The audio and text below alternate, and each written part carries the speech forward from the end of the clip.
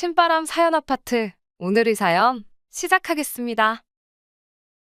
안녕하세요. 5년이란 세월 참아오다 결국 시어머니하고 대판 싸우고 연 끊고 지내기로 한 30대 중반의 여자입니다. 이게 어디 가서 자랑할 만한 이야기는 아닌 걸 알지만 이렇게 사연을 보내게 된 데에는 이유가 다 있어요. 일단 연 끊고 살겠다는 말은 제가 아니라 시어머니가 먼저 꺼낸 말입니다. 시어머니도 주변 분들한테 제 이야기를 많이 하고 다니셨나 봐요. 다들 하나같이 어디서 저 같은 걸 며느리라고 데려왔냐는 이야기를 하셨다네요. 만천하에 물어봐도 이게 다 제가 자초한 일이고 제 손을 들어줄 사람은 세상 어디에도 없다고 하셨죠. 하지만 저는 여전히 제가 잘하면 잘했지 잘못한 행동 하나 한 게 없다고 생각하거든요. 이미 시어머니와는 연을 끊고 지내게 된 지 벌써 2달이 넘어가지만 남편도 중간에서 난처해야 하는 것 같고 신경 쓰여서 이렇게 제 이야기를 적어보내게 되었습니다. 제 사연 천천히 들어보시고 제가 정말 잘못을 한 건지 한번 객관적인 의견을 부탁드립니다. 만약 제가 잘못한 게 맞다면 당장 날 잡고 시어머니 찾아가 사과를 드릴까 생각 중이거든요. 어디서부터 시작해야 시어머니와 제 관계가 흐트러지게 된 걸 설명할 수 있을지 감도 안 잡히네요. 얼마 전 신우가 출산을 하면서 시어머니의 말도 안 되는 억지 부탁이 연을 끊게 되는데 결정적인 역할을 하게 되었지만 사실 전부터 시어머니와 저 둘 사이에 쌓이고 쌓였던 악감정이 있었어요. 생각해보면 결혼하기 전부터 좋았던 적이 없었던 것 같네요. 남편과는 연애 결혼을 했는데 결혼 준비하면서도 일이 하나 있었어요. 남편과 제가 사회생활을 시작한 시기도 비슷하고 둘이 버는 돈도 비슷했다 보니 결혼 전에 모아놓은 돈의 액수까지 비슷했습니다. 누가 더 해가네 덜 해가네 이야기 나올 것도 없이 말이죠. 그래서 결혼은 반반 결혼을 하기로 했습니다. 그렇다고 해서 양가 지원을 안 받으려고 했던 건 아니에요. 애초에 결혼지원금에 대해서는 시댁에서 먼저 이야기를 꺼냈거든요. 저희 결혼하는데 무려 1억을 지원해 주신다고 했어요. 저희 부모님께서 노후 준비 끝나고부터 저 시집 갈 때 준다고 들어놓은 적금이 있기는 했는데 1억에서는 한참 모자라는 금액이었습니다. 시어머니는 저희 집에서 똑같이 돈을 맞춰오지 않아도 괜찮다고 했는데 저희 친정어머니께서 그럴 수는 없다고 여기저기서 돈을 빌려다가 해주셨어요. 친정어머니가 돈 빌리러 다닌다고 친척들한테 아쉬운 소리를 해야 한다는 사실이 마음이 아팠기에 친정어머니한테 그냥 있는 돈만 가지고 결혼해도 된다고 했는데 괜히 돈 덜 해갔다가 이야기 나오면 골치 아프다며 어떻게 그 돈을 마련해 주셔서 저희 집도 똑같이 1억 보태서 정확하게 반반 결혼할 수 있었습니다. 돈은 다행히 저희 이모가 이자 거의 없는 조건으로 빌려주셨어요. 과거에 이모가 저희 부모님께 신세를 졌던 게 많아서 그때 은혜를 갚는 거니 부담 갖지 말라면서 흔쾌히 빌려주셨죠. 저희 친정집이 서울 외곽 쪽에 있는데 의도한 건 아니지만 신혼집을 구하다 보니 친정에서 차로 15분 거리로 비교적 가까운 곳에 아파트를 구하게 되었습니다. 저희들 돈에 양가에서 지원받은 돈 합치면 대출 하나 없이 자가로 들어갈 수 있는 거의 유일한 서울권 아파트였거든요. 물론 찾아보면 더 있기야 하겠지만 동네가 저한테 익숙하다는 것도 장점이면 장점이었고 남편과 제가 출퇴근하기 편한 지하철 노선이 집에서 가까웠다는 것도 마음에 들었어요. 무엇보다 급매로 나온 매물이었는데 집주인분이 빨리 처분하고 싶다고 안에 고쳐놓을 것들도 싹 다 고쳐놓고 리모델링도 새로 싹 해놓았던 집이라 따지고 보면 시세보다 몇천 아끼는 느낌으로 들어갈 수 있는 집이라는 게 마음에 들었습니다. 그렇게 그 집을 신혼집으로 정하고 계약금까지 걸어놨는데 갑자기 시어머니가 말을 바꿔버렸어요.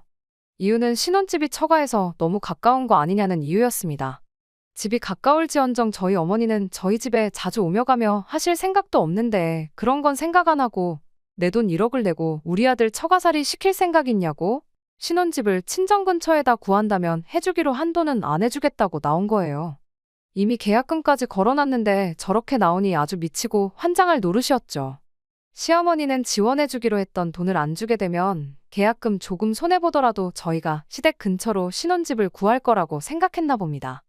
애초에 저희가 신혼집 구할 때 시댁 근처 동네도 안 알아봤던 게 아니거든요. 그쪽 동네에서 저희 예산으로 집을 구하려면 꼬마 아파트나 빌라 정도밖에 없었는데 돈 때문에 그 집 들어가 살자니 나중에 처분할 거 생각하면 머리가 아프고 그렇다고 단지형 아파트를 구하자니 돈이 너무나도 모자라서 대출을 크게 받아야 하는 상황이었습니다.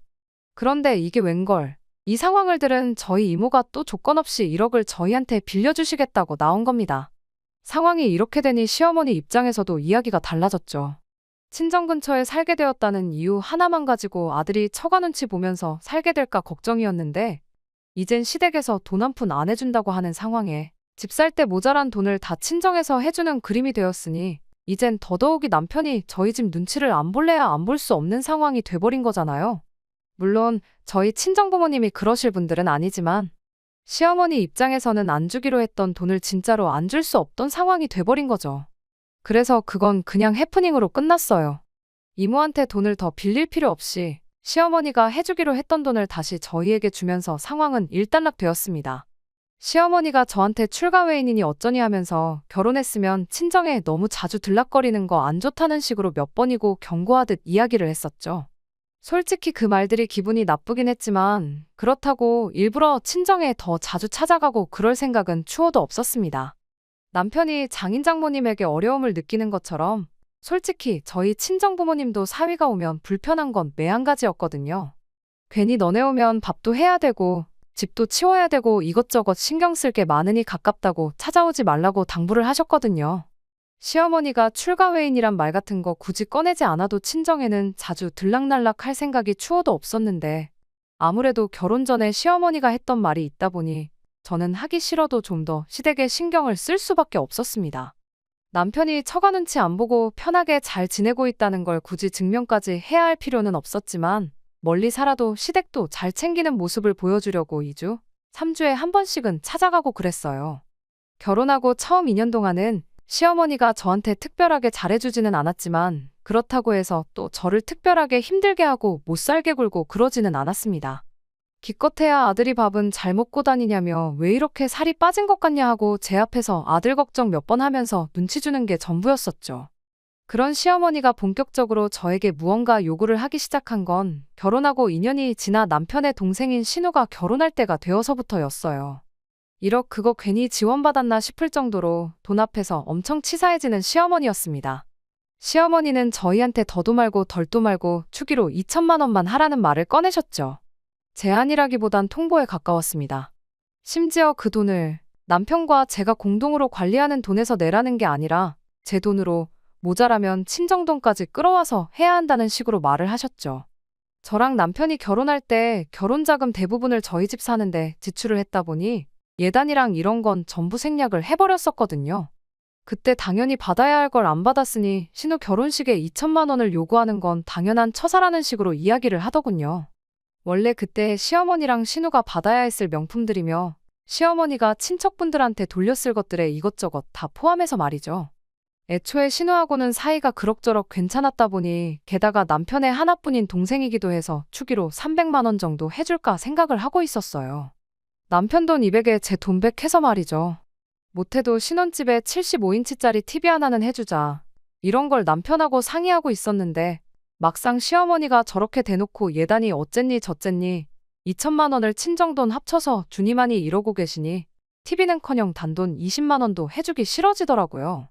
그래서 시어머니한테 예단 안 해온 거 해드리는 셈치고 제 돈으로 2천만 원 흔쾌히 해주겠다고 했어요. 대신 저도 못 받은 예물 받아야겠다고 말했어요. 예단 예물 원래도 주거니 받거니 하는 거 아니냐고. 그러니 저도 이참에 어머님 돈으로 머리부터 발끝까지 다 금으로 도배를 해봐야겠다고 했죠. 금이면 나중에 값도 오를 수 있으니 투자한다는 개념으로 생각해보니 결코 손해보는 장사는 아니라고 생각했죠. 그런데 시어머니는 막상 예물에 대해서는 아무런 생각도 안 해보셨나 봐요. 예물 이야기가 나오니 그 뒤로 신우 축의금에 대해서는 입도 뻥끗 안 하시더라고요. 시어머니만 가만히 계셨다면 저도 손이 작은 사람은 아니니 신우가 못해도 저희한테 TV 하나는 받았었을 거예요. 그런데 뭐 좋은 걸 해주자니 괜히 시어머니 때문에 해주는 것 같아서 더 해주기 싫더라고요. 그래도 신우는 거기서 잘못한 건 없었으니 그냥 절충해서 100만 원 축의해주고 끝냈습니다. 신우가 저희 결혼할 때 10만 원 해줬던 걸 10배로 돌려받았으니 신우도 불만 하나 없어 보였어요. 오히려 신우한테 뭘 그렇게 많이 주셨냐고 고맙다는 연락까지 왔으니까요. 시어머니 때문에 많이 주른 거라고 말해줄까 말까 하다가 이간질까지 하고 싶지는 않아서 말았습니다. 아마 이때부터였을 거예요. 시어머니가 본격적으로 저를 못 살게 굴겠다 작정했구나 느낀 게 말이죠. 없던 집안 제사까지 만들고 평생을 사드시던 김치도 직접 담궈 드시기 시작했죠. 왜 며느리들이 다들 스트레스 받아 한다는 것들이잖아요. 하지만 김장이나 제사가 앞으로 평생 하라면 정말 스트레스 받는 일일지는 몰라도 사실 저한테는 당장 그렇다 할 큰 타격이 없었어요. 1년에 그런 큰 행사가 몇 번이나 된다고 그때 잠깐 고생하는 게 힘들 게 뭐가 있겠어요. 오히려 괜히 김장한다고 미리미리 배추도 절여 놓으시고 제사 때문에 미리미리 재료도 준비하고 해야 하는 시어머니가 힘들면 더 힘들었지. 하루 잠깐 가서 고생하고 오는 건 저한테는 그 어떤 문제도 되지 않았습니다. 오히려 제사 끝나면 끝나는 대로 며칠치 반찬거리 챙겨오고 김치도 김치냉장고 가득 채워 1년치 먹을 만큼 가져왔었으니 1년에 몇 번 안 되는 그런 시댁 행사 참여하는 게 힘들고 짜증난다기보단 즐겁기까지 했어요. 막상 제가 너무 재밌어하는 반응을 보이니 제사랑 김장도 얼마 안 가서 그만두시더라고요. 제사야 뭐 남의 집 후손인 제가 나서긴 그런데 김치는 또 담궈 먹다가 다시 사 먹자니 아쉬워서 김장철만 되면 제가 일부러 시댁에 절인 배추 주말에 배달 주문해놓고 도착하는 날에 시댁 찾아가 김장하자고 일부러 하고 그랬어요. 언젠가부터는 시어머니가 김치 담가 먹을 거면 혼자 해 먹으라고 여기로 배추 좀 보내지 말라고 아주 학을 떼더라고요. 하지만 저는 아랑곳하지 않고 계속 그렇게 했어요. 남편도 보면 저랑 시어머니랑 참 안 맞는 것 같은데 어떻게 보면 둘이 엄청 친해 보인다고까지 할 정도였죠.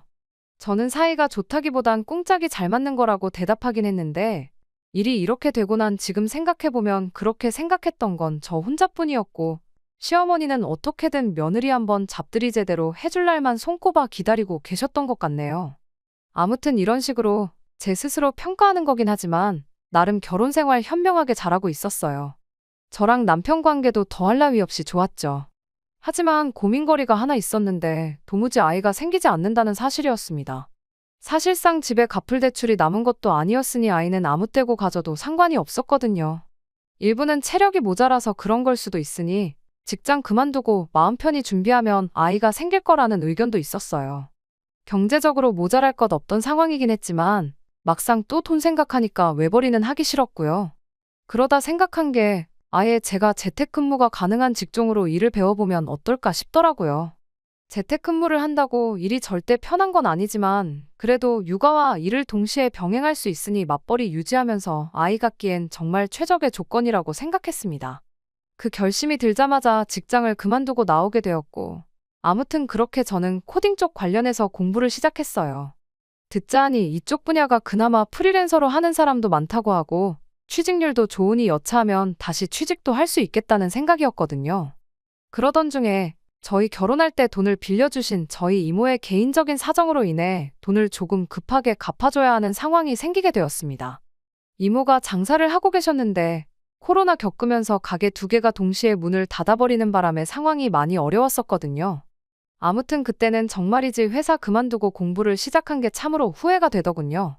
돈을 저희가 갚는 게 아니고 저희 친정부모님이 이모한테 갚아야 하긴 했지만 순식간에 목돈이 나가게 생겼으니 제가 조금이나마 보태드리고 차라리 친정부모님이 저한테 돈을 돌려주는 식으로 하면 참 좋겠다 싶었어요. 그런데 제가 코딩 부트캠프 수료를 위해 직장을 그만두어 있던 상태다 보니 섣불리 친정에 목돈을 내어주자는 말을 남편에게 꺼내기는 어려운 상황이었어요. 제가 따로 모아놓은 돈을 가지고 조금씩 친정 도와주는 거 말고는 할 수 있는 게 없었죠. 그러던 중에 하루는 시어머니한테서 연락이 왔습니다. 아직도 내 아들이 벌어다주는 돈으로 집에서 편하게 놀고 먹고 있냐는 말로 전화를 시작하셨는데 저는 시어머니가 빈정거리는 게 오랜만에 제 속이나 한번 긁어놓으려고 전화를 한 줄로만 알았죠. 그런데 정말 뜻밖의 소식을 전해왔어요. 왜 전화했는가 했더니 그건 바로 신우의 출산일이 임박해왔다는 소식이었어요. 정말 깜짝 놀랐죠. 알고 보니 저희가 아이가 안 생기는 것 때문에 많은 스트레스를 받고 있던 것 때문에 신우가 임신 후에도 저희한테는 비밀로 했던 거예요. 신우가 시어머니 입단속도 제대로 시켰던 건지 시어머니도 신우 임신 사실에 대해 저희에게 언급 한 번 했던 적이 없었습니다. 그런데 이제 아이가 태어날 때가 되니 더 이상 숨길 수가 없었던 거죠. 신우와 교류는 많지 않았지만 그래도 축하에 마땅한 일이었으니 참 잘된 일이라고 축하해줬어요. 하지만 속이 쓰린 건 어쩔 수 없더군요. 아무튼 시어머니는 전화를 끊으면서 신우가 요즘 고민이 많아 보이는데 저랑 이야기해보고 싶어 하는 것 같다고. 전화 끊으면 신우한테 전화나 꼭 한 통 해달라는 부탁을 해오더군요. 말씀드렸다시피 신우하고는 사이가 나쁜 건 아니었지만 그닥 가깝게 지내던 사이도 아니었는데 난데없이 저랑 이야기를 해보고 싶다니 무슨 일인가 제가 다 의아했죠. 그래서 곧바로 신우한테 직접 축하한다고 인사도 건네줄 겸 해서 전화를 걸었어요. 미안해할 게 하나도 없는데 신우는 미안해서 어쩌냐며 저한테 사과를 하더군요. 저랑 남편 두 사람 다 병원에서 검사까지 받았는데 둘 다 문제가 없다고 했으니 시간 문제라고 미안해하지 말라고 한마디 해줬어요. 이런저런 안부 인사를 주거니 받거니 하면서 한참 수다를 떨었는데 시어머니가 말한 것과는 다르게 신우가 딱히 고민이 있어서 저랑 이야기를 하고 싶어 하는 사람처럼 보이진 않더라고요. 설마 또 저한테 말을 시작하기가 어려워서 일부러 저러는 건가 싶어서 그냥 단도직입적으로 신우한테 물어봤어요. 시어머니가 말해줬다고 저한테 고민 상담하고 싶어 한다고 그랬다지 않았느냐고 물었죠. 신우는 제가 무슨 말을 하는 건지 짐작을 못하는 듯 하다가 그거 하면서 고민이긴 한데 새언니랑은 딱히 상관없는 이야기라고 입을 열었어요. 저보고 신경 쓰실 필요 없다고 대뜸 이야기하는데 왜 그런 거 있잖아요. 누군가 말을 하려다 말면 무슨 말을 하려고 했는지 엄청 궁금한 거요.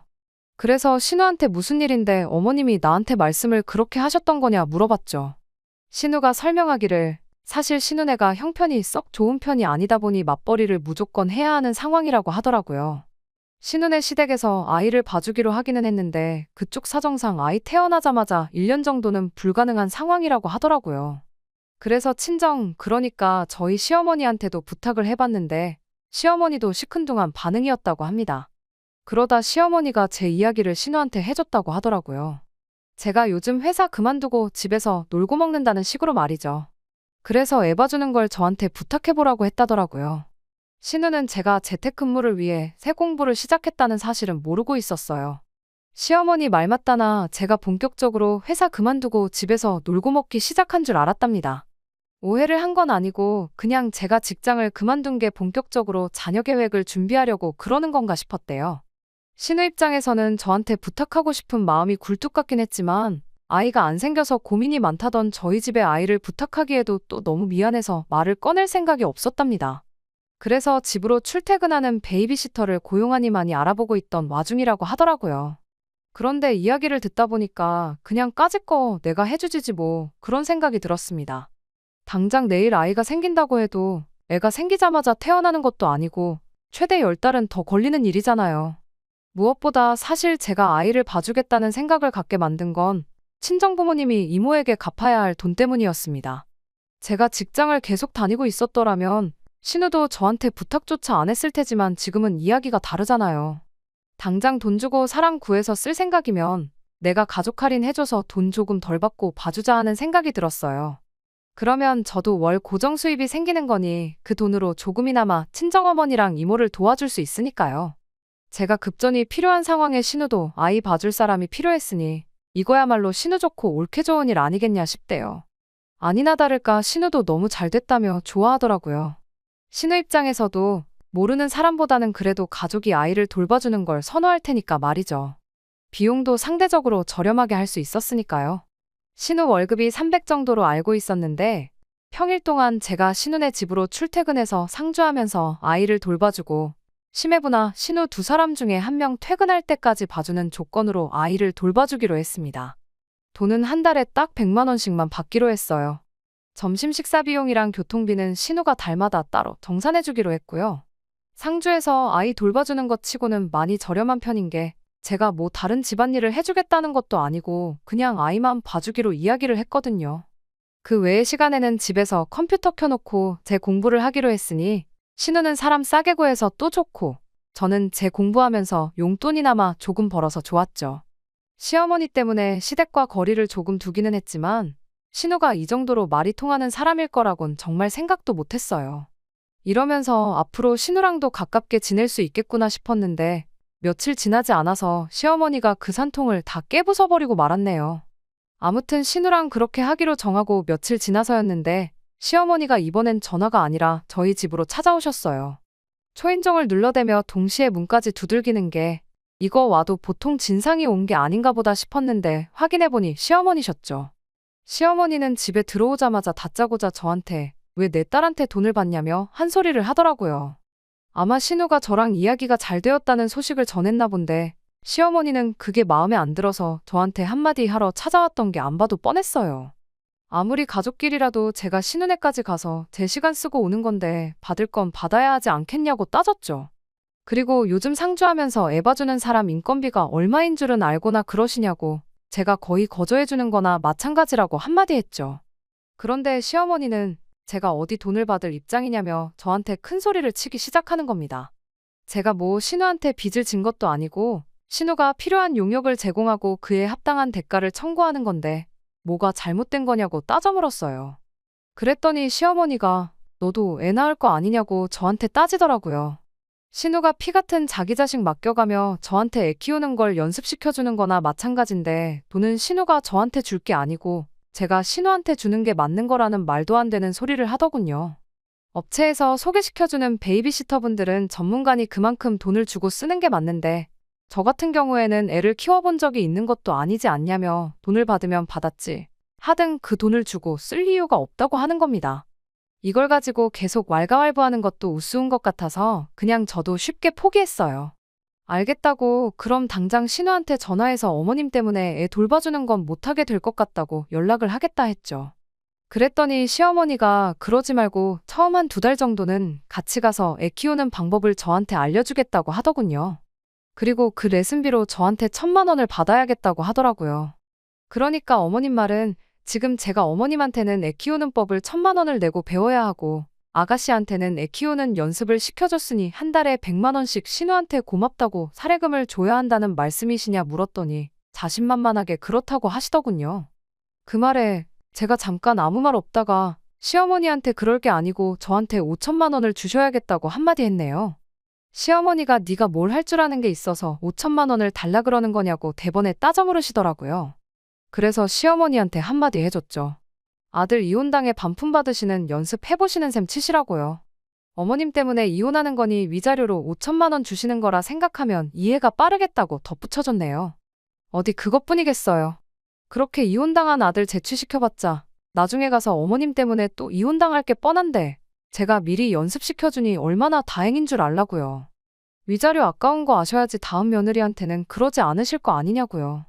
시어머니만 특별하게 저한테 저러시는 거지 솔직히 남편하고는 아무런 문제가 없었어요.